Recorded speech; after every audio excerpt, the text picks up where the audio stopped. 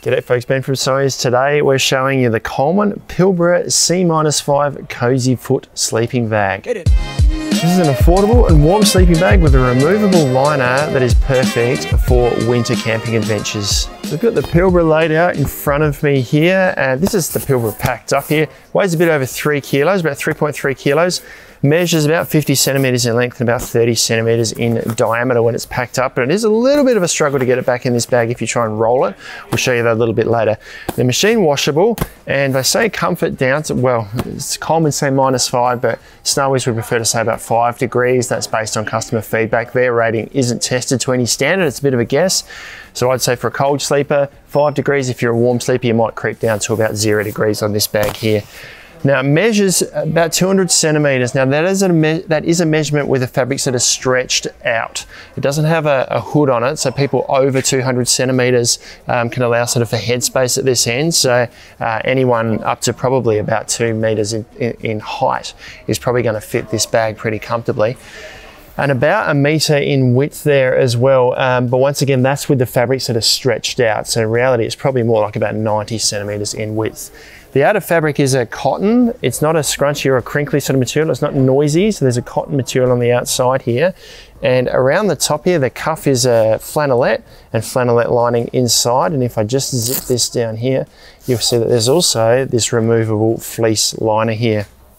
On the outside, before I go too much further, there is a little pocket here so you can keep keys or a phone or something or a torch handy at night. You know where it is all the time.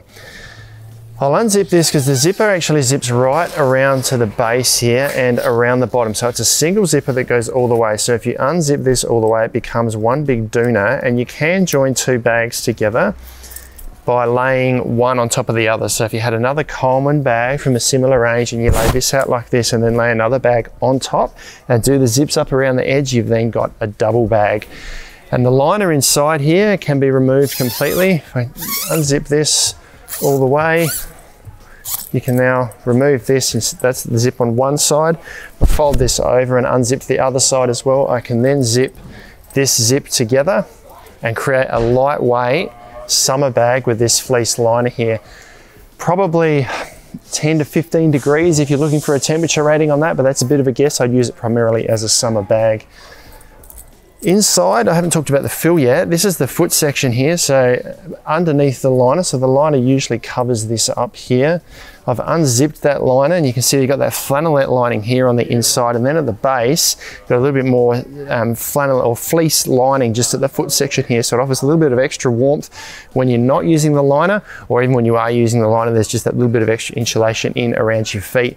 And there's a hollow fiber synthetic material inside here to keep you warm, and it's all kind of kept in place, probably easy to see on this side here, with this sort of zigzag stitching that goes around the bag here. That's sewn through, so it's pinched through there, so it's not, I mean, this isn't an overly technical bag, so it's not really going to be an issue because they're heavy fabrics anyway, but that just stops the insulation from moving around inside.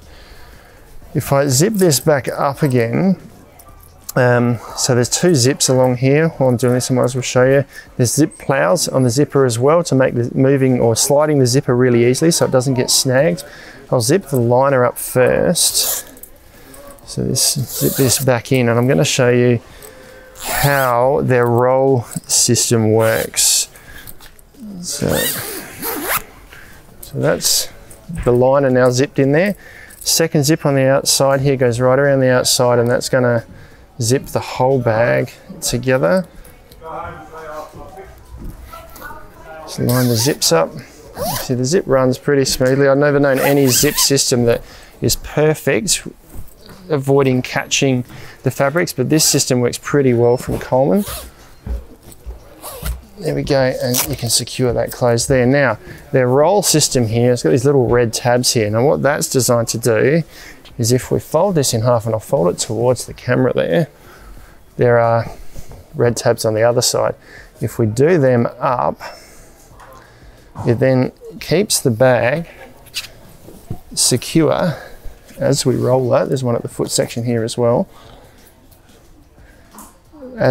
So this stops the 2 different sides from sort of separating as you roll it to get it back in the bag. Now I have got a bag here I'm gonna roll it, try and get it back in the bag, see if I can do that, but I have a feeling the old just stuff it in method is gonna be a better option here. So I'll roll this up and you can see these just hold that in place so it's not going skew if there as I try and roll it.